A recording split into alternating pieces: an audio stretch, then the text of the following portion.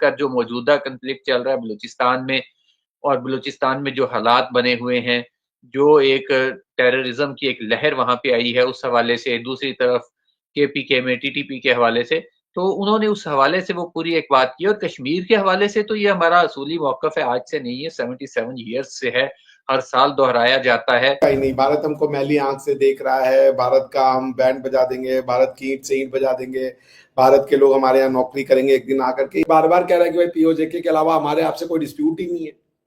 मैली आंख तो आपने लगाई हुई है, यहाँ पे बम विस्फोट करवाते हो, यहाँ पे आप रेडिकल इस्लामिक बातों को फैलवाते हो, सब कुछ तो आप कर रहे हो। अब इस पे हम क्या आपसे, कश्मीर में आपने आग लगा दी, बुरहान वानी को आप अपना हीरो बनाते हो। बुरहान वानी कहता था कि भैया हमें तो इस्लामिक स्टेट बनाना है। मोहम्मद बिन सलमान साहब आपसे चेहरा धुलवाएंगे, वो भी लाइफ बॉय से। कि हमारा जो गांव है वो संजरपुर है। मैंने कहा यार संजरपुर तो हमारे पास ही, आप कभी गए हो?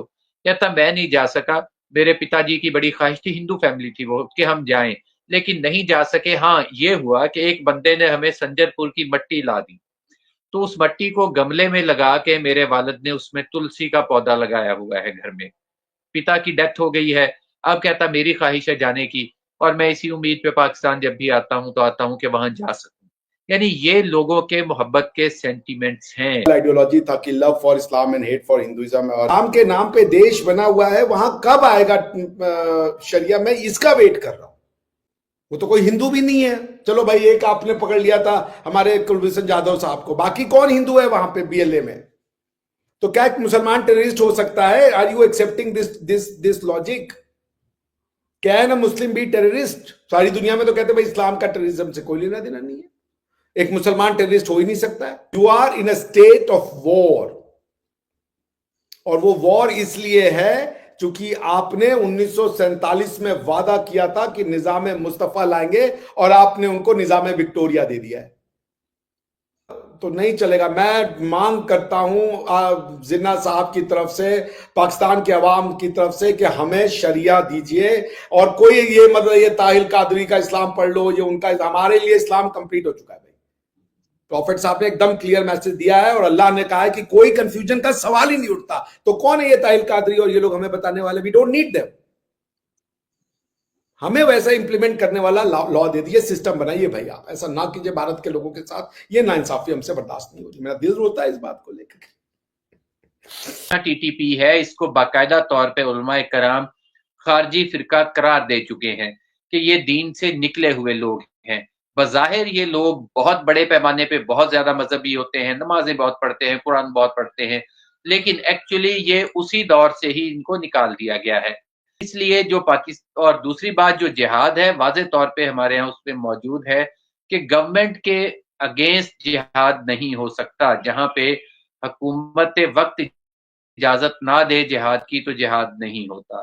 तो इसलिए इनको खारजियों को आप इस्लाम से मत मिलाइए, ये ना कहिए कि ये आके इस्लाम नाफज कर देंगे, तो ऐसा हो नहीं सकता, इनका है कोई नहीं ताल्लुक। तो बाकी इसी तरह बलूचिस्तान में भी आप कह रहे हैं कि उनके नाम मुसलमानों वाले हैं, तो भाई मैंने पूरा खारजी फिरका बता दिया, और आज से नहीं है, 1400 साल से चला आ रहा है ये ग्रोह जो मौजूद है, और इसने आते ही रहना है क़यामत तक। इस्लाम से खारिज हो गया, अब क्या होगा उसके साथ? वो मनुष्य नहीं बचा।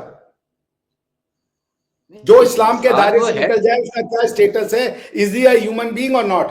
और अगर इस्लाम ह्यूमन की सबसे बेस्ट ट्रीटमेंट है, तो वो ट्रीटमेंट उसको क्यों नहीं मिल रही है, जबकि वो अभी भी इंसान है? अगर कोई नहीं लेना चाहता ट्रीटमेंट, तो उसको जबरदस्ती तो नहीं दे सकते ना। खारिज तो आप कर रहे हैं, वो तो नहीं खारिज कर रहा। आप वो दे रहे हैं, वो तो अपने हिसाब से जो उसको समझ में आ रहा है वो कर रहा है। कोई इंसान अगर खारिज हो गया इस्लाम से, तो उसका स्टेटस क्या है, ये मैं जानना चाह रहा हूं। उसका स्टेटस वही है, अगर वो उसमें फसाद फैलाएगा जमीन में, तो जाहिर है उसका इलाज होगा।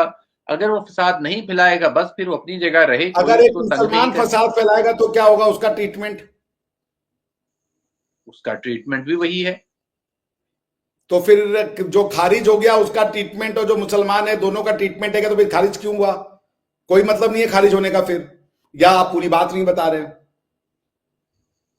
नहीं, खारिज हो गया, वो हमारे तो नजदीक इसका खारिज मतलब हो गया। है कि हाय व्यूवर्स, दिस इज मेरी Baha Imran and you are watching my YouTube channel. Viewers, सबसे पहले चैनल को सब्सक्राइब करें, वीडियो को लाइक करें, शेयर करें और बेल आइकॉन ऑन करना मत भूलिएगा, क्योंकि आज हमें पाकिस्तान से एक बार फिर से आसिफ अली साहब ने ज्वाइन किया है और इंडिया से हमें ज्वाइन किया है डॉक्टर अभिषेक मिश्रा जी ने। दोनों ही किसी तारुफ के मोहताज नहीं है। Thank you so much doctor साहब और आसिफ साहब, आप दोनों के वक्त का बहुत शुक्रिया।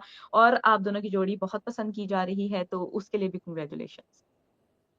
बहुत बहुत धन्यवाद। थैंक यू बहुत आसिफ शुक्रिया, साहब। आपने एक दफा फिर मौका दिया हमें बात करने का। हम्म। अच्छा, आज हम जिस टॉपिक पे बात करने जा रहे हैं वो है 23 मार्च के हवाले से, जिसपे प्रेसिडेंट ऑफ पाकिस्तान आसिफ अली जरदारी साहब ने कुछ स्टेटमेंट पास की, वो आपके साथ शेयर करेंगे। जिसमें उन्होंने कहा कि इंडिया जो है हमेशा से हमें मैली आंख की तरह देखता है और हमारे इंटरनल और एक्सटर्नल टेररिज्म का मुकाबला पाकिस्तान ने किया है। और 23 मार्च के अजीम दिन पर हम अपने कश्मीरी बहन भाइयों को नहीं भूले हैं। और इसके साथ साथ उन्होंने ये भी कहा कि दुनिया के हर प्लेटफॉर्म पर हम उनकी आवाज उठाएंगे और हमारी जो फॉरेन पॉलिसी है वो बहुत ही पीसफुल है। ये सारी स्टेटमेंट्स को देखते हुए आज हम आगाज जो है वो आसिफ साहब से करेंगे। आसिफ साहब, क्या कहना चाहेंगे हमारे प्रेसिडेंट ऑफ पाकिस्तान आसिफ अली जरदारी साहब की स्टेटमेंट्स के हवाले से? देखिए रिबाहा, आसिफ अली जरदारी जो पाकिस्तान के सदर हैं, वो दूसरी दफा पाकिस्तान के सदर बने हैं और वो एक जहांदीदा पॉलिटिशियन हैं। बहुत तवील उनका तजर्बा है। आप ये देखें कि आज से नहीं, 25 साल तो इस सदी के आप लगा लें, 10 और 12 यानी कि आप हिसाब लगाएं कि वो 37-38 साल से पाकिस्तानी सियासत में इन्वॉल्व हैं और इस हवाले से वो देख रहे हैं दुनिया को। कोई आम बंदा नहीं है जिसे आप कह लें कि उसने उठ के जज्बाती खिताब कर दिया है या इमोशनल होके कोई बात कर दी है। वो बहुत जहांदीदा आदमी है। उन्होंने तवील बैकग्राउंड की वजह से ही कोई ऐसी बात की है और जो बात उन्होंने की है वो कोई ऐसी गलत बात है भी नहीं। और ये पाकिस्तान का वो असूली मौकफ है जो उन्होंने दोहराया है, जो हमेशा से रहा है। और दूसरी बात उन्होंने जो कही है कि मैली आंख की तरह नहीं, बल्कि वो मैली आंख से देखने वाली बात उन्होंने की होगी, क्योंकि मैली आंख की तरह तो क्या ही किसी ने देखना, मैली आंख से देखते आए हैं। वो बात अपनी जगह पे उनकी दुरुस्त है, क्योंकि खासकर जो मौजूदा कंफ्लिक्ट चल रहा है बलूचिस्तान में, और बलूचिस्तान में जो हालात बने हुए हैं, जो एक टेररिज्म की एक लहर वहां पे आई है, उस हवाले से, दूसरी तरफ केपीके में टीटीपी के हवाले से, तो उन्होंने उस हवाले से वो पूरी एक बात की। और कश्मीर के हवाले से तो ये हमारा असूली मौकफ है, आज से नहीं है, 77 ईयर्स से है, हर साल दोहराया जाता है। ऑन द ग्राउंड सिचुएशन जो भी हो, मैं अक्सर कहा करता हूं कि बाज़ औक़ात ज़मीनी हक़ाइक़ थोड़े मुख्तलिफ होते हैं, कोई हालात और होते हैं, लेकिन आपका एक असूली मौक़िफ़ होता है। और जो ज़िंदा कौमें होती हैं, जो बड़े लोग होते हैं, जो विज़नरी लोग होते हैं, वो अपना मौक़िफ़ नहीं बदलते। हालात बदलते रहते हैं, आज हो सकता है हालात किसी और के हक़ में हों, कल को वो हालात हमारी तरफ भी आएँगे। तो ऐसा नहीं है, तो असूली मौक़िफ़ पे बहरहाल कायम रहना होता है। वो क्या है आदमी के जिसकी ज़ुबान आज एक है, कल को दूसरी हो जाए, परसों तीसरा मौक़िफ़ अपना ले। तो इसलिए सदर आसिफ अली जरदारी ने जो पाकिस्तान की तरफ से मौक़िफ़ पेश किया, वो पूरे पाकिस्तान की उन्होंने नुमाइंदगी की है। वो सिर्फ सिंध से ही पॉलिटिशियन नहीं है। ठीक है, सूबा सिंध की नुमाइंदगी ज़रूर करती है पीपल्स पार्टी, लेकिन वो इस वक़्त सदर पाकिस्तान भी हैं और सूबा बलूचिस्तान में भी उनकी गवर्नमेंट है। तो इसलिए उन्होंने जो मौक़िफ़ दिया है, वो पूरे पाकिस्तान का मौक़िफ़ दिया है। पूरी पाकिस्तानी अवाम, पूरी पाकिस्तानी कौम, तमाम पाकिस्तानी इदारे उनके पीछे खड़े हैं और उनके इस मौक़िफ़ की हिमायत करते हैं। जी। डॉक्टर साहब, आप क्या कहना चाहेंगे आसिफ अली साहब की स्टेटमेंट को देखते हुए? उन्होंने इंडिया को लेकर जो स्टेटमेंट्स पास की, कश्मीर को लेकर जो स्टेटमेंट्स पास की, आप इस पर क्या राय रखते हैं? ये तो कोई राय रखने वाली टॉपिक है नहीं। वो वही कह रहे हैं जो पिछले 78 साल से आप कह रहे हैं, नॉन स्टॉप विदाउट फेलियर। तो अंग्रेजी में कहावत है कि आप एक ही चीज को बार बार करके अगर रिजल्ट नहीं आ रहा है तो आपको फिर वो करना, चेंज करना चाहिए। पर आपने अपने ही सीख रहे हैं, आप करते रहे। इस पे अब क्या ही बात करेंगे हम इस पे क्या ही कमेंट कर सकते हैं। ये ऐसी चीज है कि इसका काउंटर रिप्लाई नहीं दिया जा सकता, बिकॉज के ये काउंटर देने या ना देने से कोई फर्क पड़ेगा नहीं।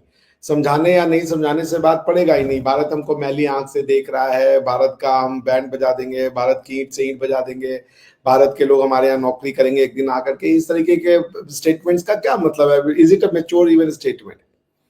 ठीक है, अगर आपको लगता है कि बेसिकली आप ना जस्टिफाई कर रहे हो कि पाकिस्तान, आप पाकिस्तान को लेकर कॉन्फिडेंस नहीं हो, आपको जस्टिफिकेशन चाहिए कि बाकी पाकिस्तान बना जी, सही हुआ जी, सही हुआ है, सही हुआ है जी।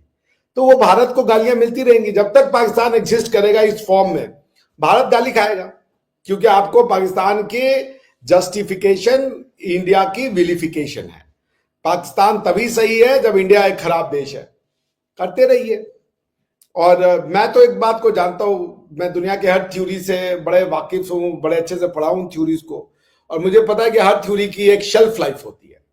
आपको एक दिन उस रास्ते पे जाना होगा, जब तक आप उस रास्ते पे नहीं जाएंगे इस तरीके का कीजिए मैली आंख से देख रहे हैं, और क्या है वो मैली आंख, वो ये बता नहीं रहे।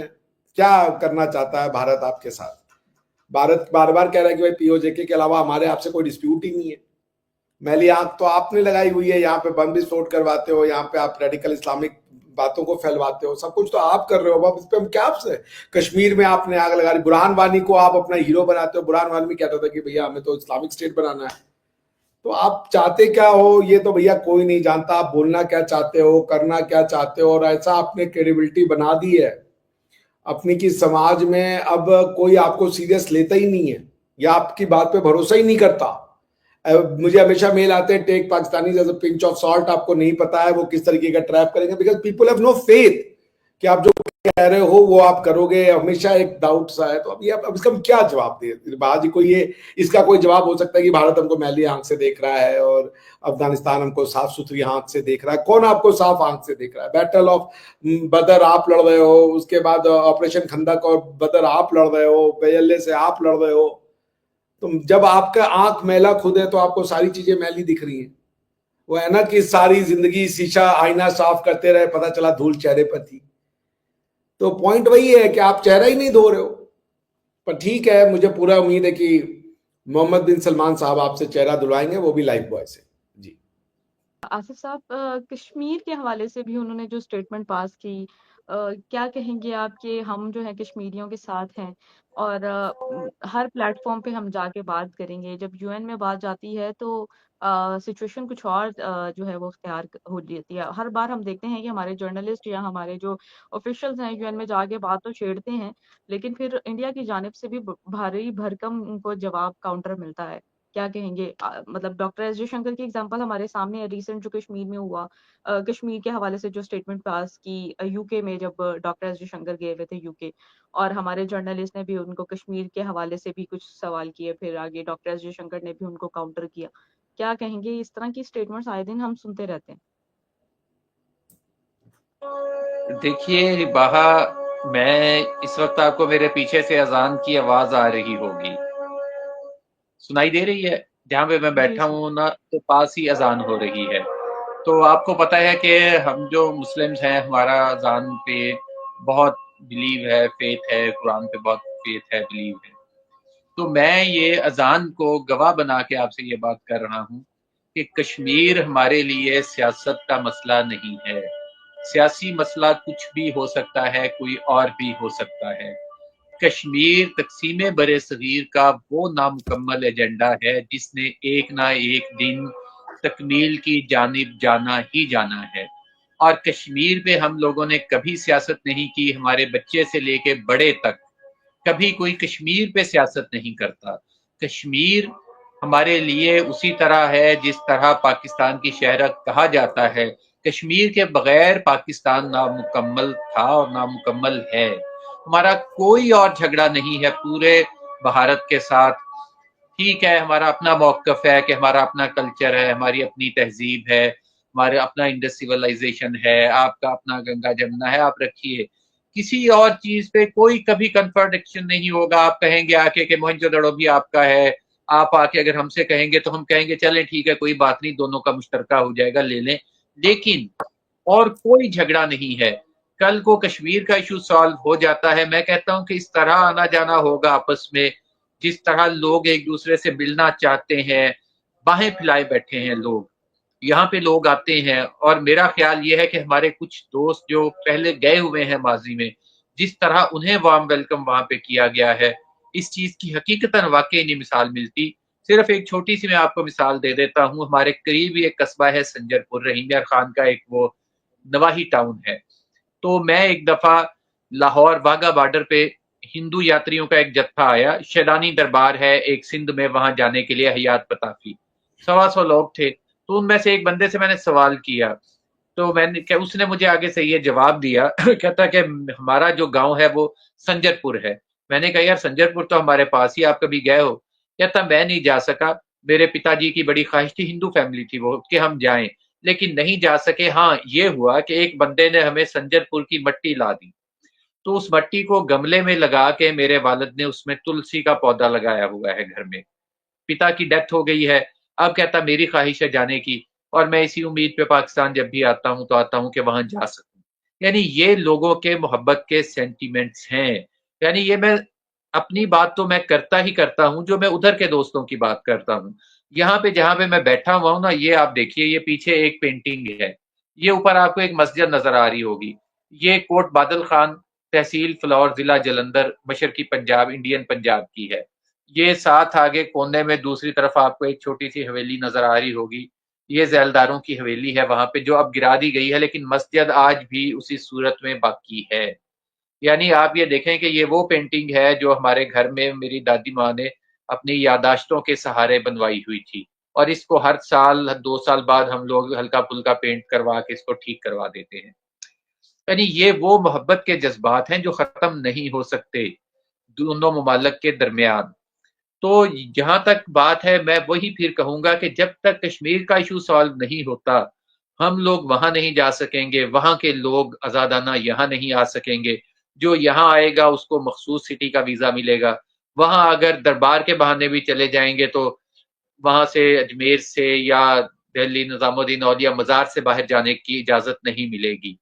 तो इसलिए नफरतों को खत्म करने का एक ही जरिया है मेरे ख्याल में, कि जो सबसे बड़ी जड़ है मसले की, जो फसाद की, उसको खत्म किया जाए, उसको लाया जाए, वरना हर साल यही मौकफ दोबारा दोबारा दोहराया जाता रहेगा, जो पिछले कई सालों से मैं सुनता आ रहा हूं बचपन से। जब भी 23 मार्च, क्योंकि यहाँ पे यौम जमहूरिया है पाकिस्तान में, तो उस पे जब भी तकरीर होगी सदर पाकिस्तान की, ऐसा ही मौकफ सुनने को मिलेगा।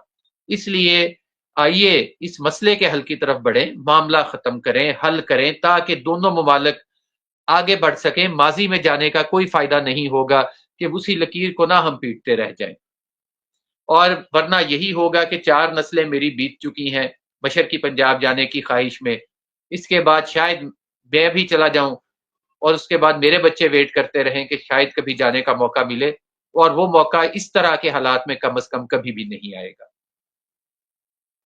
डॉक्टर साहब, आप क्या कहना चाहेंगे? कश्मीर इशू के हवाले से बात हुई और हम आए दिन देखते हैं कि यहाँ से भी कश्मीर इशू को उठाया जाता है तो उधर से भी उठाया जाता है, दोनों तरफ से जो है ब्लेम गेम चलती रहती है। इस पर आप क्या राय रखेंगे? और जो प्लेटफॉर्म के हवाले से बात की प्रेसिडेंट ऑफ पाकिस्तान ने, उस पर आपकी क्या थॉट्स हैं? जल प्रवाह पावितस्थले कलेवलंब्य लंबितां ये शिव तांडव स्त्रोत है। वैसे तो मैं गॉड में बहुत ज्यादा मानता नहीं, पर चूंकि आसिफ साहब ने भगवान को इन्वोक किया, तो मैं भी आपको ये भगवान को इन्वोक करके कह रहा हूं कि भारत का कश्मीर अटूट और अभिन्न अंग है। आप अब भारत को किसी भी तरीके से तोड़ नहीं सकते। आपके पास एक ही सोल्यूशन है कश्मीर का, कि आप पीओजेके को भूल जाएं, बस। और कोई सोल्यूशन हो नहीं सकता। आप लड़ने को तैयार हैं, ब्रिंग इट ऑन। उन्होंने, महाराजा ने साइन कर दिया था, जो वो था इंस्ट्रूमेंट ऑफ एक्सेशन भारत के पक्ष में। आपने फोर्सेस भेजी, हम यूनाइटेड नेशन में गए, यूनाइटेड नेशन ने जो है वहां पे रिजोल्यूशन पास करके आपको एज एन एग्रेसर रिकॉग्नाइज किया, क्योंकि आपको कहा गया सारी फोर्सेस निकाल लें। उसके बाद आपने चाइना को एक टेरिटरी का पार्ट दे दिया ताकि चाइना भी इसकी पार्टी बन जाए। तो मैं ये पूछता हूं कि मशरकी पाकिस्तान आप आना चाहते हैं और भारत में आना चाहते हैं, उसकी जरूरत ही क्या है? अब जब रास्ते बदल दिए तो एक दूसरे के घर नहीं जाए तो ज्यादा बेहतर है, क्योंकि जिन शर्तों पे आप भारत में आना चाह रहे हैं, भारत अब उन शर्तों को मानेगा नहीं, अनलेस अनटिल की भारत की पूरी जो पॉपुलेशन है वो पाकिस्तान की तरह सोचने लगे। क्योंकि कम्युनिज्म जो था, जिसने आपको इतना सहारा दिया भारत में पनपने का, उसके दिन नंबर बचे हैं। वो 1-2 स्टेट में समर चुके हैं। उनका जो पॉलिटिकल आइडियोलॉजी था कि love for Islam and hate for Hinduism और local culture, that has outlived itself. अब उसके अलावा कुछ बचा नहीं है। और मैं आपको एक चीज दिखाना चाहता हूं, अगर आपका पढ़ाई लिखाई में विश्वास है तो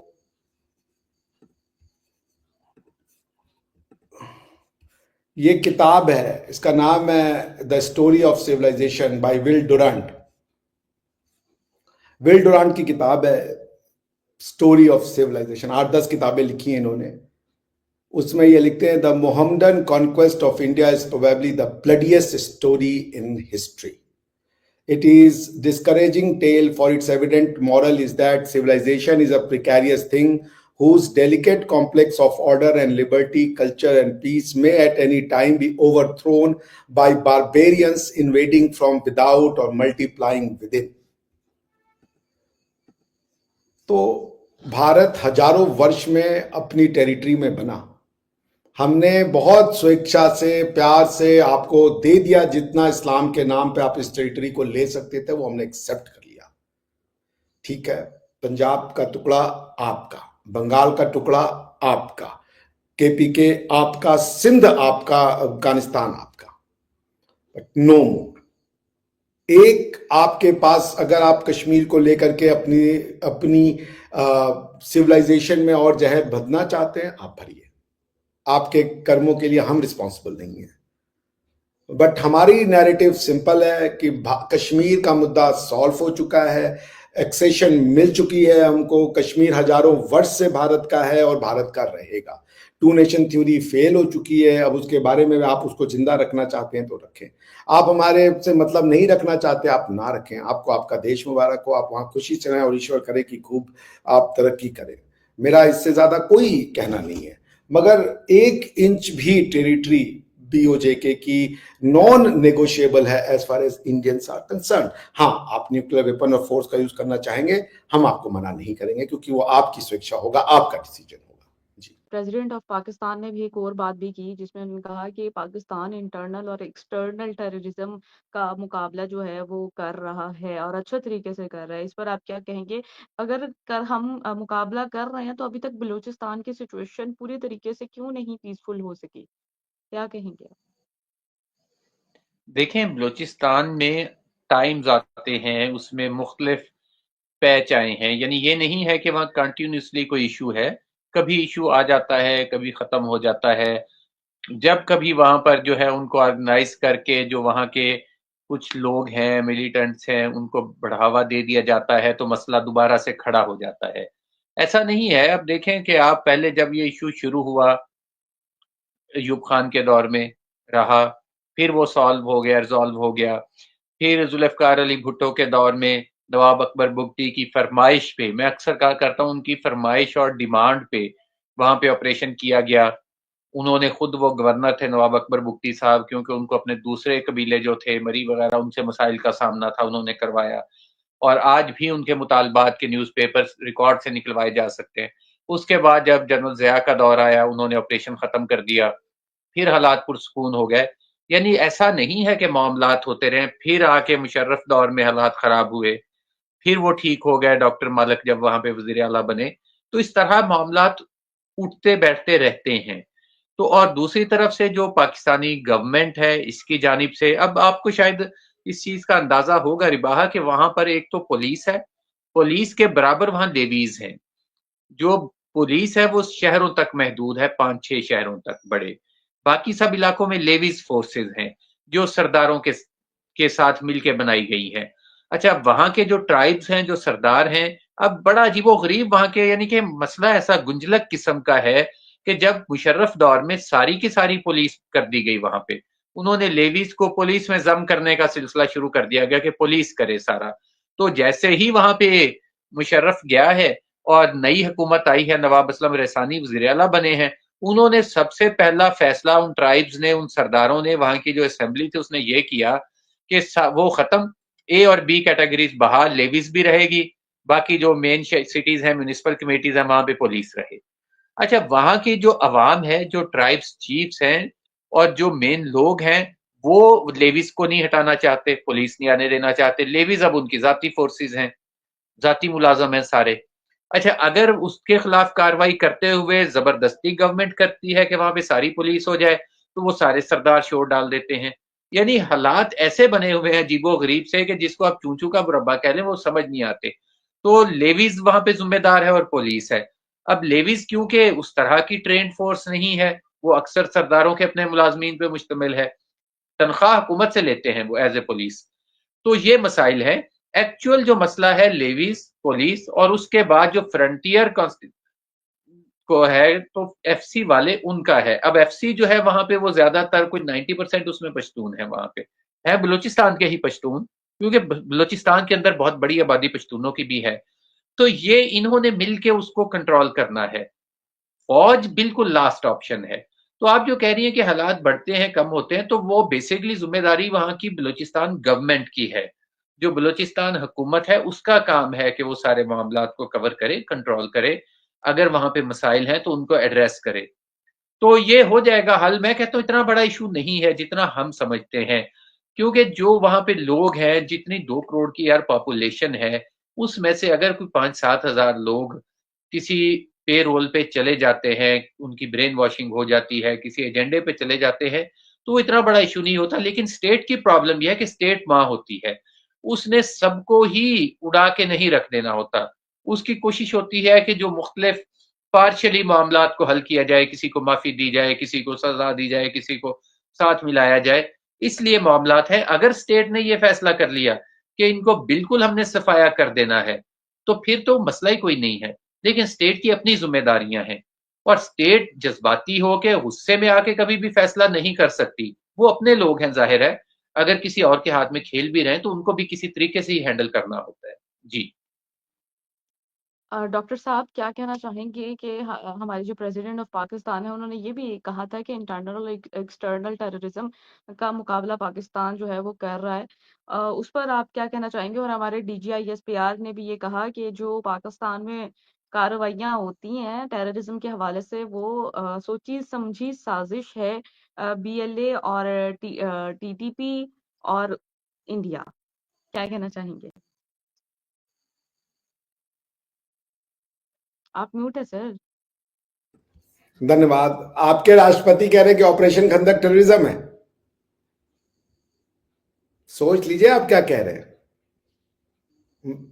राष्ट्रपति जो आपके कह रहे हैं वो किसको टेररिज्म कह रहे हैं, उनके समझ में आ रहा है? टेररिज्म तो वो कर रहे हैं। TTP का जस्टिफाइड डिमांड है कि हमें आने दो, शरिया लगाने दो। वो क्यों नहीं मान रहे, मैं तो यही समझ में नहीं आ रहा हूं। आसिफ साहब इतनी अच्छी बात कह रहे थे, तो मैं ये कह रहा हूं इस्लाम के नाम पे देश बना हुआ है, वहां कब आएगा शरिया? मैं इसका वेट कर रहा हूं। कब वो दिन आएगा जब जो अफगानिस्तान जिस रास्ते पे है, जिस रास्ते पे टूनिशिया है, सूडान है, आप कब जाइएगा उस रास्ते पे? मैं उसकी बड़ी बेचैनी से व्यवस्था करूं कि मैं देखूं भारत का वह हिस्सा जो जो आपकी आइडियोलॉजी से चल रहा है, वहां पे दूध दही की नदियां बह जाए। मैं तो परेशान हूं कि ताकि हम भी we should take a leaf out of it and then try to implement in our society to get prosperity, equality, justice. आप उसको टेररिज्म कह रहे हो यार। आप कुछ तो सोचो कि आप किसको टेररिज्म कह रहे हो। BLA को कैसे टेररिज्म? वहां पे कौन है ये लोग जो BLA वाले हैं? इनके तो सारे नाम तो इस्लामी नाम है भाई।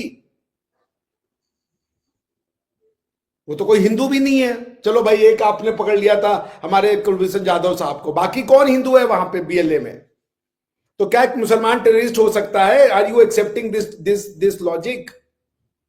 Can a Muslim be terrorist? सारी दुनिया में तो कहते हैं भाई इस्लाम का टेररिज्म से कोई लेना देना नहीं है, एक मुसलमान टेररिस्ट हो ही नहीं सकता है। तो बलूचिस्तान तो बलूच लोग तो मुसलमान है ना, प्राउड मुस्लिम है, वो कैसे टेररिस्ट हो सकते हैं? आप उनको टेररिस्ट क्यों कह रहे हो? आप उनके साथ जाति कर रहे हो। वो अपनी डिमांड कह रहे हैं, आप टेररिस्ट कह रहे हो, जबकि सारी दुनिया को पता है कि भाई मुसलमान टेररिस्ट नहीं हो सकता, असंभव है वो।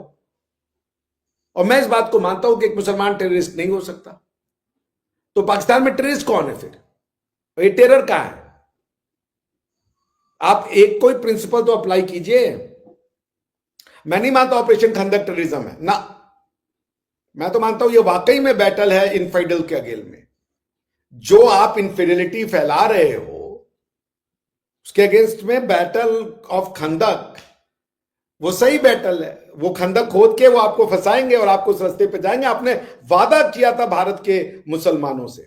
गंगा जमुना तहजीब जो आप कहते हो, बेसिकली उसका नाम है टू नेशन थ्योरी। उसको आप चूरन चटाते हैं हमारे यहां गंगा जमुना तहजीब करके। गंगा भी हमारी, जमुना भी हमारी, तहजीब आपकी होगी। और कौन सी तहजीब है? तुर्कों की तहजीब है। इस्लामिक तहजीब तो तुर्कों की नहीं हो सकती। ये ताजमहल तो तुर्कों ने बनाया था। और उसके बाद वो आदमी हमारे लगे, पैसा हमारा लगा, स्कल्पचर हमारे लगे, और वो आपका हो गया। इवन जब उज्बेकिस्तान में बिल्डिंगें बनती थी तो इंडियन आर्टिसंस को बुला के ले जाते थे। इस तरीके का हमारे यहां आर्किटेक्चर हुआ करता था। तो मुझे समझाइए, मैं तो नहीं समझ पा रहा हूं कौन सी तहजीब। आप तुर्कों की तहजीब को अपना तहजीब मानते हो कि अरबों की तहजीब को मानते हो? इस्लामी तहजीब तुर्कों की है और तुगरल की है, या इस्लामी तहजीब अरबों की है? मैं नहीं समझ पा रहा भैया। मुझे जहां तक पता है इस्लामी तहजीब तो अरबों की होनी चाहिए, मगर आपके सारे माई बाप तुर्क बने हुए हैं, बाबर, गौरी। तो अब मुझे आप समझाइए। मुझे तो नहीं लगता कि कोई टेररिज्म है पाकिस्तान में ना। पाकिस्तान में टेररिज्म नहीं है। मैं उसको टेररिज्म मानूंगा ही नहीं। वो सिविल वॉर है। आप you are in a war. War और टेररिज्म में अंतर समझ लीजिए क्या होता है। टेररिज्म जो है, it's an armed conflict carried out by non state actors, irregulars. TTP तो कह रहा है तहरीके तालिबान पाकिस्तान, वो कह रहा है हम ही स्टेट है, तुम कहां से स्टेट हो? वो कह रहा है पाकिस्तान, और तालिबान ऑलरेडी है वहां पे। आपकी डॉक्ट्रिनल अंडरस्टैंडिंग ठीक नहीं है। पाकिस्तान में कोई टेररिज्म नहीं है।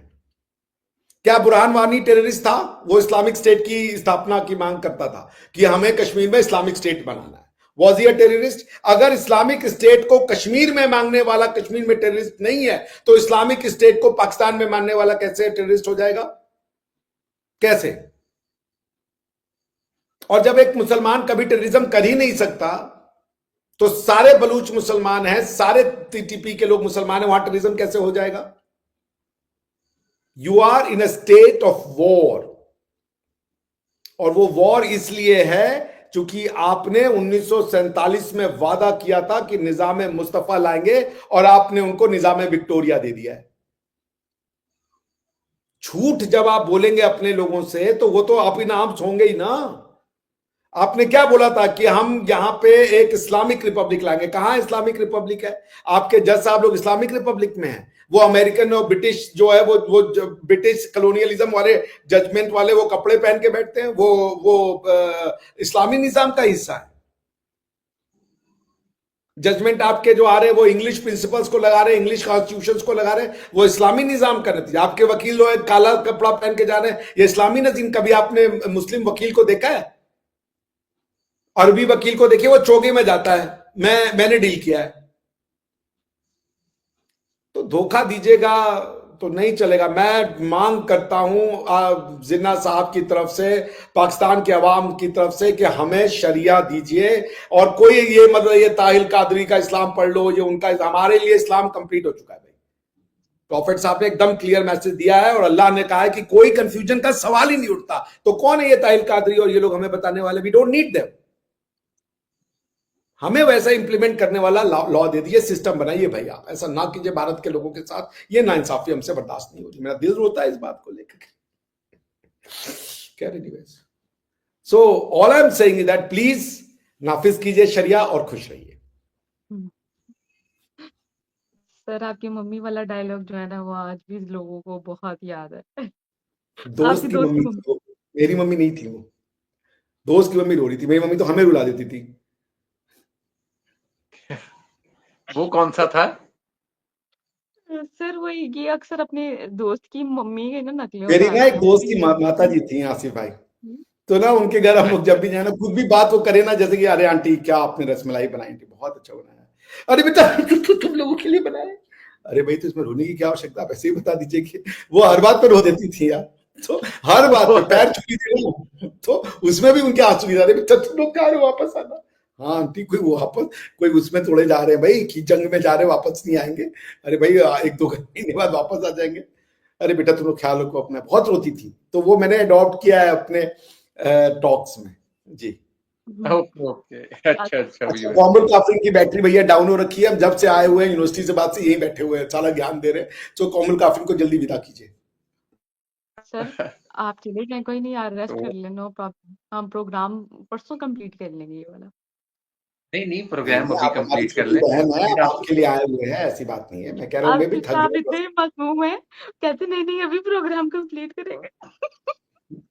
तो आसिफ साहब तो बड़े अच्छे चलिए आदमी है यार, मैं आसिफ साहब को ना दिल से बड़ा पसंद करता इनका, हूँ। I like him, is a nice man. नहीं आसिफ परसों साहब इनका बहुत और आ अच्छे जाना। इंसान। तो बहरहाल जी, जहां तक बलूचिस्तान का मामला है, तो आपने शायद पढ़ा होगा, मैंने उस दिन भी बताया था आपको, ख्वारज एक फिरका है मुस्लिम्स में, सेक्ट है। तो ये हॉली प्रॉफिट के दौर से ही ये स्टार्ट हो गया था और इसके बारे में कहा यह गया था। हॉली प्रॉफिट ने खुद कहा था कि ये लोग दीन से ऐसे निकल जाएंगे जैसे तीर कमान से। और एक बंदा उसी दौर में ही हुआ था, ये नजद से ये गया था, जिसने कहा था कि आप इंसाफ नहीं कर रहे। तो ये वही ख्वारिज हैं जिनको हजरत अली रज़ियल्लाहु ताला अन्हो जो हैं, उन्होंने जंगे नहरवान में शिकस्त दी थी और इनको मारा था। मैंने शायद आपसे ही पहले ये जिक्र किया था कि ये लोग बहुत बड़े दीनदार थे, इतने मजहबी थे, इतने रिलीजियस थे कि एक दफा खजूरों की एक खजूरें बेचने वाला आ गया, तो एक इनके बंदे ने उठा के खजूर मुंह में डाल ली तो सब उसे पड़ गया और उन्होंने उसका गला दबा के खजूर बाहर निकाल ली कि तुमने नाहक किसी का माल क्यों ले लिया। यानी ये खुद को इस तरह का रिलीजियस कहा करते थे।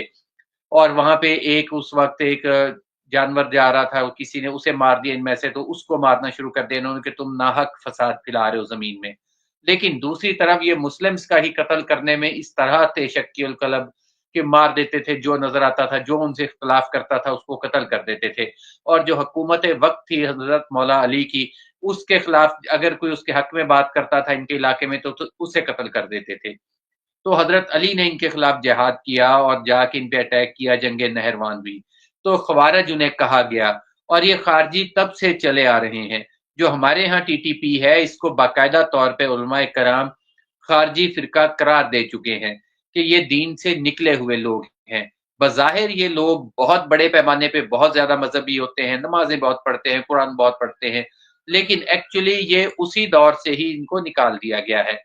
इसलिए ये खारजी तो जो है, इनका इस्लाम से तो लेना देना कोई नहीं।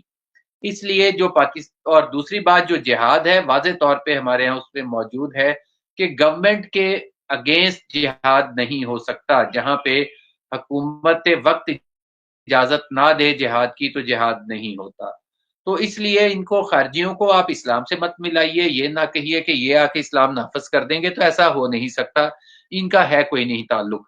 तो बाकी इसी तरह बलूचिस्तान में भी आप कह रहे हैं कि उनके नाम मुसलमानों वाले हैं, तो भाई मैंने पूरा खारजी फिरका बता दिया, और आज से नहीं है, 1400 साल से चला आ रहा है ये ग्रोह जो मौजूद है, और इसने आते ही रहना है क़यामत तक। तो इसलिए ऐसा कोई इशू नहीं है इस्लाम का। बाकी जो दहशतगर्दी फैलाएगा, इस्लाम से तो वो निकल गया ना, जो नाहक किसी को कत्ल करेगा जाके। नाहक कत्ल करने की तो किसी को इजाजत ही नहीं है। हमारे हॉली प्रॉफिट ने वाज़ेह तौर पे कहा हुआ है और फरमान ये मौजूद है। मेरा ख्याल है कि मैं किताब कोट नहीं कर पा रहा, लेकिन ये है कि अगर एक तरफ बैतुल्लाह को आग लग रही है, दूसरी तरफ एक मुसलमान की जान जाया हो रही है, तो जो उसकी जान है वो ज्यादा कीमती है उससे, कि अगर कोई और मामला हो जाए।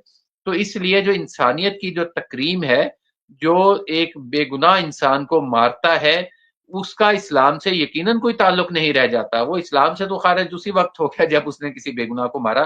तो इसलिए इस बात को तो आप ना करें कि बलूचिस्तान वाले जो हैं या टीटीपी वाले हैं, जो लोग टेररिज्म फैला रहे हैं, दहशतगर्दी कर रहे हैं, वो इस्लामी रियासत के लिए कर रहे हैं। इस्लामी के लिए वो कर नहीं रहे। अफगानिस्तान का मैंने आपको पहले बता दिया था कि वो ट्राइबल एरिया है भाई। वो उनका जो इस्लाम नहीं है, वहां पे जो हुकूमती निज़ाम भी है वो भी ट्राइबल सिस्टम पे मुश्तमिल है। उनकी अपनी रसूमात हैं, उनका अपना इलाका है, वो अपने हिसाब से जो मर्जी करते रहे। मेरा ख्याल है कि किसी के भी जाके कल्चर में हमें मुदाखलत नहीं करते हम। उनका अपना कल्चर है, हमारा अपना कल्चर है।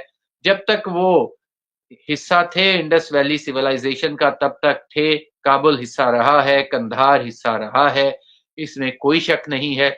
लेकिन अब वहां की डेमोग्राफी चेंज हो चुकी है। तो जब डेमोग्राफी चेंज हो जाए तो फिर जबरदस्ती तो हम उस किसी को अपने कल्चर में नहीं ला सकते ना। डॉक्टर साहब मुझे एक बात बताएं, जब से मियाँ साहब आप अपनी तकरीर बोल रहे हैं तब से आप हंसी जा रहे हैं, आप बताएं क्यों हंस रहे हैं?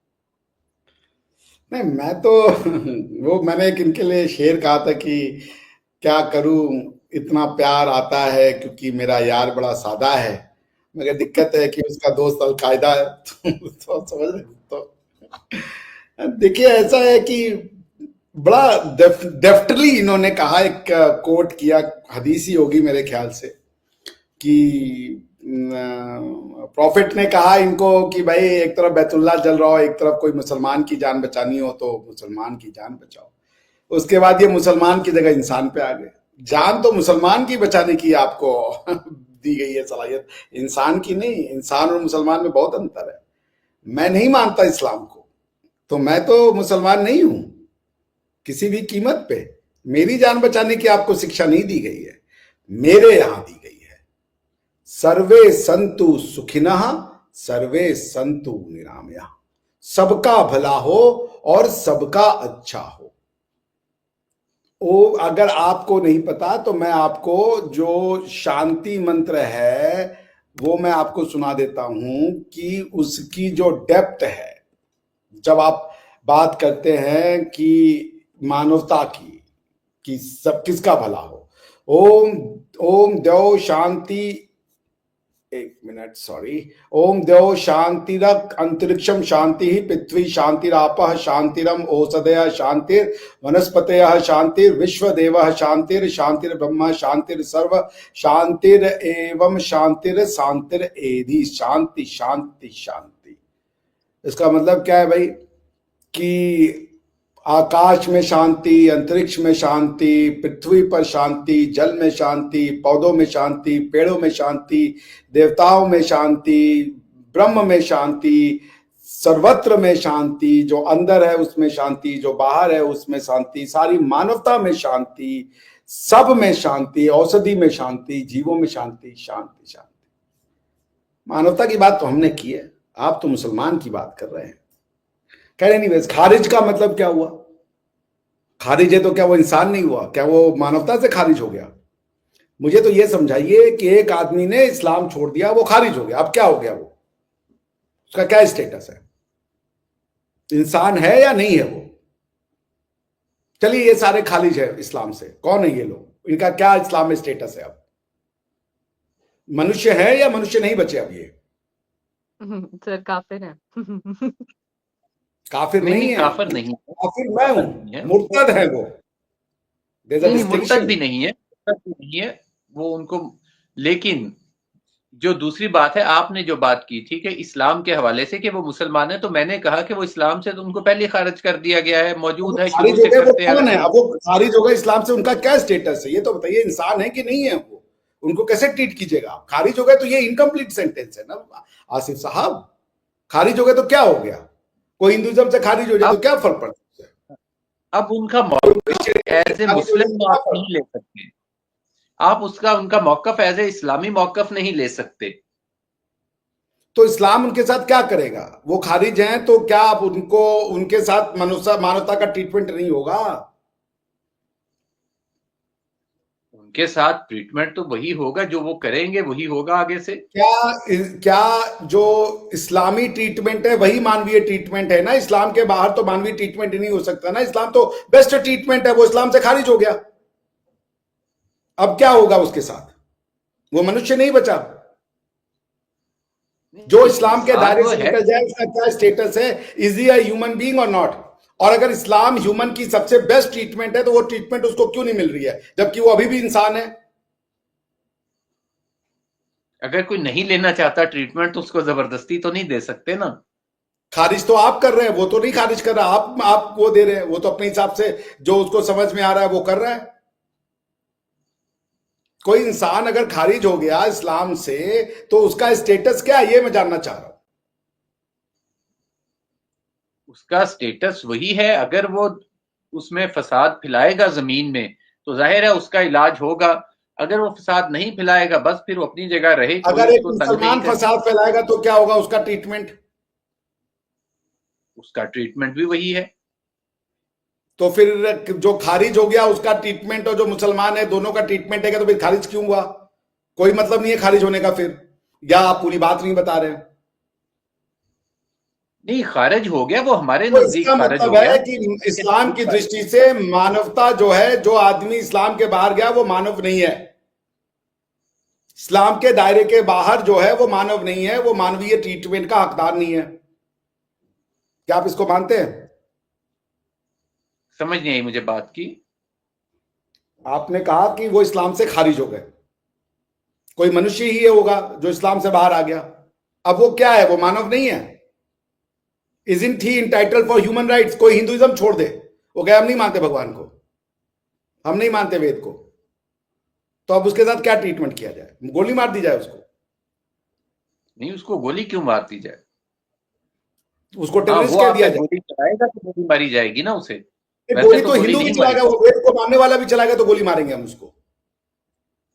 वो तो दोनों में सेम ट्रीटमेंट हो गोली गया। खाएगा, गोली खाएगा बस। तो आप जो इस्लाम से खारिज होने का मतलब मुझे समझाइए ना, कि इस्लाम में खारिज होना क्या होता है?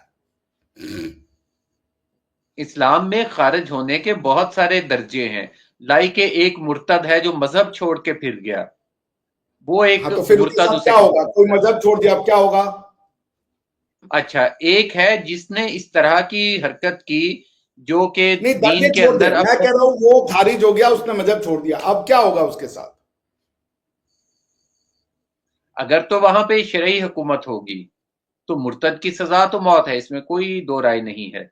अगर शरई तो हुकूमत हर है, अगर शरई अगर शरई तो हुकूमत इस्लाम के नहीं ही है। दायरे में रहना, इस्लाम के बाहर जिंदगी नहीं हो सकती, बात खत्म हो गई। अच्छा, अगर अगर शरीयत नहीं है कहीं पे, फिर उसका अपनी जो स्टेट का फैसला है वो स्टेट के कानून के मुताबिक देखिए, उसको ऐसा है ट्रीट कि किया। ये ना कंफ्यूजन इतनी ज्यादा है क्योंकि कंसेप्चुअल क्लैरिटी नहीं है। ये सब ये चीजें ऐसी नहीं। क्या पाकिस्तान की सरकार, पाकिस्तान की गवर्नमेंट शरई गवर्नमेंट है? मैं नहीं मानता। आपकी गवर्नमेंट इलेक्शन से चुन के शरई गवर्नमेंट बना रही है ना, इसमें हिंदू भी वोट देता है। हिंदू को वोट देने का बिल्कुल। अधिकार किसी इस्लामिक समाज में नहीं हो सकता।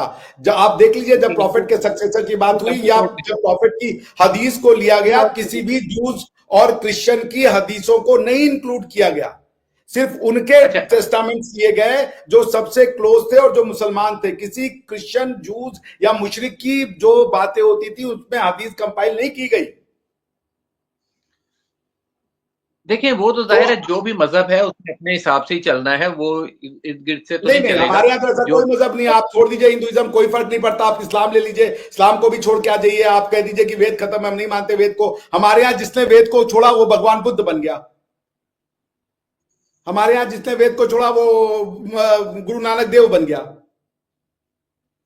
हम नहीं कहते कि भैया यहां से छूट गए तो अब चलो मुर्तद हो गया, मुर्तद की सजा वो है। अरे भाई, वो जाने, उसका भगवान जाने। देखिए आप हर भगवान से भी मजहब के बड़े अपने हो। पैरामीटर आप होते हैं। आप स्टेट में फैसला कर रहे हो कि आपको सब पता है और लोगों के पास फ्रीडम नहीं है सोचने की, किसी को समझ में आई कुछ बात तो वो आप उसको इजाजत नहीं देंगे कि वो अपनी तरीके से जी। फिर कॉन्स्टिट्यूशन में आप क्यों लिखे कि सबको फ्रीडम ऑफ रिलीजन है? फ्रीडम ऑफ रिलीजन में चुनना भी और फ्रीडम को, रिलीजन को छोड़ना दोनों आता है फ्रीडम में। फ्रीडम तो नहीं हुआ, आप तो एक तरफा दे रहे हो। आप कह रहे हो, तो आप अपने कॉन्स्टिट्यूशन की भी नफी कर रहे हो, ये बात आप अपने बताइए कि हमारे रिलीजियस। कानून में, हमारी स्टेट के कानून में उसके लिए ठीक है सजाए मौत नहीं है, लेकिन तो जो आपकी इस्लामी एक गवर्नमेंट नहीं है ना, ये तो प्रूव हो गया कि आपकी इस्लामी गवर्नमेंट नहीं है, क्योंकि आप मुर्तद को सजाए मौत नहीं दे रहे हो। Then you are not Islamic government, you are not a sharia government. फिर आप कैसे कह रहे हो कि हमारी गवर्नमेंट के अगेंस्ट में जो लड़ रहा है वो खारिज हो गया क्योंकि वो इस्लामिक गवर्नमेंट के अगेंस्ट में लड़ रहा है?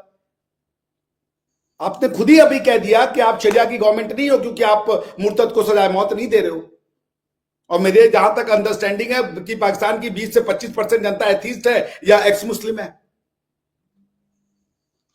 देखें, हमारे इस्लाम के अंदर एक इज्तिहाद भी मौजूद है। इज्तिहाद आपने सुना ही होगा लफ्ज, और मेरा ख्याल है आपने पढ़ा भी होगा इज्तिहाद को, कि हर दौर के सरकमस्टांसिस के मुताबिक जो है इज्तिहाद होता है और हर दौर के मुताबिक जो है फैसले किए जाते हैं। मतलब नहीं है कि वो एक ही जगह पे रुक जाए। हर आप कह रहे हो मुर्तद की सजा मौत है, फिर कह रहे जाबर मजहब नहीं है। तो छोड़ने दो ना फिर। जामिद मजहब, जामिद से मुराद स्टिल मैं कह रहा हूं वो नहीं है इस्लाम के क्या नहीं है अंदर। जामिद का मतलब क्या होता बाकायदा है? जामद यानी कि स्टिल, स्टॉप्ड अच्छा, एक जगह पे, मतलब आप कह रहे हैं ये फ्रीज एवर इवॉल्विंग है, ऑर्गेनिक है, आप ये कहना चाह रहे हो, इट्स एन मैं कह रहा हूं ऑर्गेनिक। फ्रीज नहीं है कि एक जगह पे रुक जाए। इत्तेहाद की ये तो गुंजाइश ये तो इस्लाम की आसिफ तरफ से साहब, है। हाथ जोड़ करके और जब अल्लाह ने कह दिया कि दीन कंप्लीट कर दिया मैंने, कंप्लीशन का क्या नहीं मतलब साहब, होता है? दीन कंप्लीट हो गया, लेकिन हर दौर के तकाजों के मुताबिक इज्तिहाद होता अरे नहीं, रहेगा, वो वो चलता इटर्नल रहेगा। है, इटर्नल वर्डिंग है अल्लाह के, आप कैसी बातें कर, इटर्नल है वो, इटर्नल है, आने हजरत वाली मानवता के लिए हीरो है, आने वाली मानवता के लिए दीन, वो जो मैसेजेस है वो है, मानवता के साथ मैसेज नहीं चेंज होंगे। देखें जो कैसी बातें कर रहे जो है बुनियादें, जो है असूल कि लाइक के अल्लाह एक है, मोहम्मद अल्लाह के रसूल हैं, ये चीजें तो वो बेसिक प्रिंसिपल है ना जो कंप्लीट हो गए, जो मुकम्मल कर दिए गए। कुरान पाक अल्लाह की किताब है जो हमें दे दी गई, हो? तो क्या नमाजें हैं हमने ये पढ़ी। ये रूल चेंज हो जाएगा कि अब आप मुशरिक से और यहूदी से और क्रिश्चियन से दोस्ती कर लीजिए? आप अल्लाह के वर्ड को चेंज देखिए कर देंगे? कैसी बातें कर रहे हैं? अल्लाह ने वादा किया कि नहीं चेंज किया जा सकता, मेरा एक एक हर्फ एक एक वो, उसकी मतलब का हम ये अगर आप यही दूसरा नहीं कह निकालेंगे रहे, तो वो भी चेंज हो जाएगा। मतलब अगर आप उसका मतलब वो इसकी नहीं निकालेंगे जो उस समय था इस्तेमाल- तफसीरों के हिसाब से, तो आप बेसिकली चेंज कर रहे हो उसको। ना कीजिए, अस्तगफिरुल्लाह। देखिए तफासी अच्छा, एक तो डॉक्टर साहब अब कानों को हाथ लगाते हैं ना। अच्छा, एक तो जो तफासिर हैं और जो तशरीहात हैं वो वक्त के साथ चलती रहती हैं, हर दौर के अपने सरकमस्टांसिस होते हैं, हर शान इलाके के नजूल अपने कैसे वक्त के हिसाब से सरकमस्टांसिस। चलेगा? शान नजूल का कोई वक्त होता है? वो तो उसी समय का वक्त था, वो जो तफसील में है कि वो क्यों उतरा। कैसी बातें कर रहे हैं आसिफ साहब? के इस्लाम शान ने नजूल को बुनियादी आप करें असूल, कि उसका कॉन्टेक्स्ट में शान नजूल से ही पता चलता है, उसका जो मतन है उस शब्द का, उसकी जो पर्पस था लाने का, वो आप उसको कह रहे हैं कि वो समय के हिसाब से चेंज हो जाएगा। सर ना करें क्योंकि आप। इज्तिहाद की गुंजाइश जो है वो हमेशा के लिए दी गई है, और इजमाए उम्मत जो है, लोगों का इजमा है जिस इज्मा चीज तो पे। वहां होगा ना जहां कंफ्यूजन हो, जहां क्लैरिटी है वहां इज्मा की क्या जरूरत है, वहां फिके की क्या जरूरत है? देखें जहां मैसेज क्लियर है, अब वहां पे आप क्यों जबरदस्ती का उसमें बुनियादी वो इंटरप्रिटेशन लाएंगे? बेसिक प्रिंसिपल्स हैं वो तो मौजूद हैं, उनको तो चेंज कोई कर ही नहीं सकता कि बात अल्लाह खत्म हो एक है। गई। तो मैं तो बेसिक प्रिंसिपल्स की बात कर रहा हूं ना, मैं कोई हार्ड केसेस की बात नहीं कर रहा।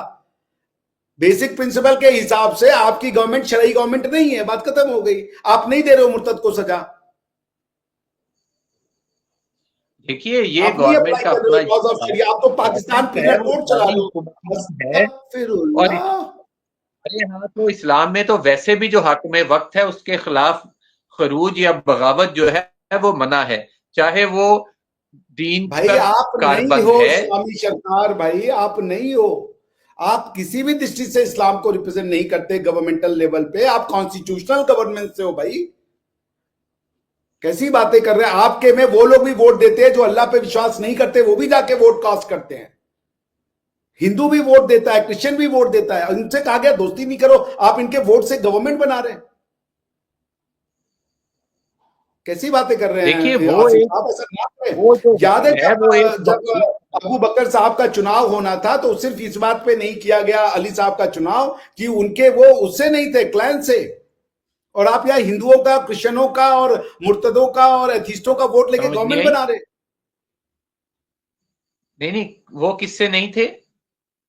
जो क्लैन था प्रॉफेट मोहम्मद का, जो जो अल बेदविन ट्राइब था, कुरैश जो ट्राइब था, उसी के पार्ट होने चाहिए थे ना। तभी तो अली साहब में और अबू बकर साहब में लड़ाई हुई कि भाई कंफ्लिक्ट था कि भाई पहले ये बनेंगे जो उनके दामाद हैं, या वो बनेंगे जो उनके सबसे अच्छे मित्र हैं, जिनकी वाइफ, जिनकी बेटी से उनकी देखिए शादी हुई। दामाद नहीं बने ना, उनके दामाद तो नहीं वही बन मेरे सके ना। दामाद क्यों नहीं बने? क्योंकि ये दामाद उनकी फैमिली से नहीं आते थे ना, उनकी ट्राइब से वो नहीं थे, दामाद उनकी उनके क्लैन। फैमिली थे, उनके चचाजाद भाई भी थे हजरत, वो उनके अरे कजन भी उनके थे, क्लैन से फैमिली नहीं एक थे ना, थी। उनके क्लैन से नहीं थे, इसीलिए तो नहीं मिला ना उनको।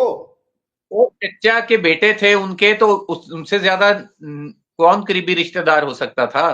वो तो सबसे करीबी रिश्तेदार थे। रिश्तेदार होना रिश्तेदारी में तो क्लैन होना तो अलग अलग चीज है। खैर, उस पे मैं नहीं जा रहा, आपका वो अपना मसला है, वो आप जाने। यहाँ जो पॉइंट ये है कि क्या आप क्रिश्चियनों से, हिंदुओं से वोट लेकर के सरकार बनाएंगे और उसको इस्लामी सरकार कहेंगे? क्या हिंदू और क्रिश्चियन बराबर हो सकता है मुसलमान के? बिल्कुल उसके वोट बराबर की हो वैल्यू सकता है, नहीं हमारे यहाँ होगी? तो बल्कि डबल है। हमारे यहाँ तो वो डबल वोट देते हैं, वो तो हमसे ज्यादा आगे हैं। वो तो गलत वो दो कर दो रहे हैं वोट ना, ये देते हैं, तो मैं एक वोट नफी डालता हूँ, कर रहे हैं दो ना। वोट डालेंगे। आपको तो वो तो इस्लाम की नफी कर रहे हैं ना, वो नहीं चुन सकते इस्लामी सरकार को, उनको जजिया देकर के नीचे रखना है। ऐसा नहीं कीजिए आप। उनको तो नहीं, आपको ऐसी ऐसा कोई कराना बात है कि वो नहीं दीन की तरफ आए ना। आपको ड्यूटी है कि उनके रास्ते इतने तंग करो कि वो दीन की तरफ आ जाए। आपको उनके साथ है। हार्श नहीं नहीं, रहना ऐसी है। कोई ड्यूटी नहीं है। सबके हकूक बराबर हैं, सब बराबर हैं इस्लामिक स्टेट के अंदर। अगर किसी को अगर किसी के सबके ऊपर हुकूक बराबर है तो फिर मुसलमान और मुशरिक में क्या अंतर रहा? अगर सबके हुकूक बराबर है तो मुसलमान और मुशरिक में क्या अंतर, आप मुझे बता दीजिए। देखें, वो मजहब का डिफरेंस है बस, लेकिन एक बतौर इंसान सबके राइट लेट्स बराबर। एग्री दैट पाकिस्तान की गवर्नमेंट मजहबी गवर्नमेंट नहीं है, लेट्स एग्री टू इट, बात खत्म हो गई। क्योंकि पाकिस्तान के कॉन्स्टिट्यूशन में तो एक मुशरिक और मुसलमान बराबर हो सकता है, बस इस्लाम की दृष्टि से तो नहीं हो सकता। इस्लाम वो की तो वर्स्ट ऑफ इस्लाम के नेचर है। नजरिए से भी बराबर है। इस्लाम के नजरिए से भी बराबर हैं। इस्लाम किसी किस्म की इस तरह की चीज को नहीं मानता जो इंसानों के अंदर डिफरेंस लेके आए और किसी को इंसानियत के मर्तबे से गिराए। इस्लाम ऐसी किसी चीज को नहीं मानता। चलिए इस्लाम तो आसिफ आया साहब, ही आप कह इसीलिए रहे हो था। तो ठीक है, आपकी बात हम मान लेते हैं। मेरी अंडरस्टैंडिंग ऐसी नहीं है, पढ़ा तो मैंने भी है और बात से आपको लग गया होगा। तो आप इसीलिए कह रहे हैं ना, आप मुनाफिकत का काम कर रहे हो ना सर। ना करें ऐसा, ना करें। आप प्लीज अफगानिस्तान के रास्ते पे जाएं, आप तालिबान के रास्ते पे जाएं, ना बने मुनाफिक। ऐसा अल्लाह से, आपको अल्लाह का वास्ता ना करें ऐसा। आप अब तालिबान को अपनाएं, आप मुल्ला उमर को अपनाएं, आप हक्कानी ब्रदर्स को अपनाएं। वो लोग आपके लिए एक रोल मॉडल हैं। अल्लाह का वास्ता, आपको शरिया लाइए आप पाकिस्तान में। अब बताइए, हमारी ये जो बहन है, ये ना गैर महरम के साथ बैठी हुई है, बताइए जरा इसका। वो भी नहीं है, बुर्का भी सर नहीं कैसी है। बातें कर रहे हैं, क्यों फतवे लगवाने हैं मुझ पर? नहीं नहीं, आप पे फतवा नहीं लगेगा, मुझे बता दीजिएगा। सर आप तो ऐसे जैसे पाकिस्तान के प्राइम मिनिस्टर लगे हुए हैं। नहीं नहीं, फतवा नहीं लगेगा, आप पे नहीं लगने देते फतवा। तो ठीक है सर। और ना ही फतवे बाज इतने इजी बैठे हुए हैं, कोई इतना फारग भी नहीं है कि उठ के फतवे लगाने शुरू कर दे। ठीक है सर, आप आपकी बातें जो हैं वो हम मान लेते हैं सर। और थैंक यू सो मच फिलहाल सर ये फॉर बात तो प्रूव हो गई कि आपकी गवर्नमेंट इस्लामी गवर्नमेंट नहीं है ना। तो आप प्लीज इस्लामी गवर्नमेंट लाएं। और मेरा तो अल्लाह इस रमजान के पाक मौके पे पूरे पाकिस्तान को तालिबान वाला जो इस्लाम है वो, अरे तालिबान वाला जो गवर्नमेंट है वो अपना अता फरमा, एक अच्छा शरियई गवर्नमेंट ला। और आसिफ साहब को भी मैं दाढ़ी में देखना चाहूंगा, और यहाँ मुस्त वो और बलिष्ठ बरकी आनी चाहिए, वो तो दाढ़ी भी नहीं है। मैं तो परेशान हूँ कि कैसे हो रहा है ये सब एक अच्छे दीनी मुल्क में। पर खैर कि भाई नहीं नहीं, आज नहीं तो कल ये दारुल इस्लाम बनेगा। दाढ़ी में इस्लाम तो दाढ़ी है, दाढ़ी में इस्लाम नहीं है। भाई जो हमने पढ़ा है कि बलिष्ठ बरकी होनी चाहिए वो अच्छा है, तो क्या हम बोले अब आपसे। खैर तो चलिए, बहुत कहीं भी शुक्रिया मिल लीजिए। डॉक्टर साहब, बहुत शुक्रिया। आसिफ साहब आपके वक्त का भी बहुत शुक्रिया। व्यूअर्स अपनी कीमती राय का सार नीचे कमेंट सेक्शन में जरूर कीजिएगा। नेक्स्ट प्रोग्राम तक के लिए हमें दें इजाजत। Thank you so much.